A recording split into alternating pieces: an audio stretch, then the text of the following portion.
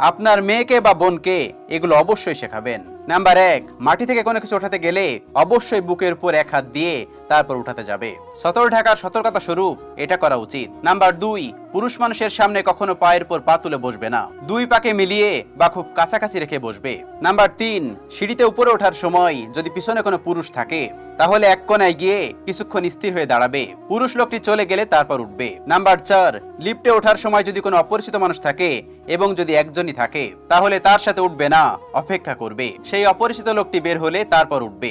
Number 5, সবসময় মুচকি হাসার অভ্যাস করবে এবং উঁচু আওয়াজে অট্ট হাসি হাসবে না। নাম্বার 6, তোমার চাচাতো ভাই, খালাতো ভাই, ফুফাতো ভাইদের সাথে মুসাফা করবে না, যদিও তোমার কাছে তাদের ছোট মনে হয়। নাম্বার 7, কোনো প্রয়োজনে পুরুষ মানুষের সাথে কথা বলতে হলে অবশ্যই শারীরিকভাবে যথেষ্ট পরিমাণ দূরত্ব বজায় রেখে তারপর কথা বলবে।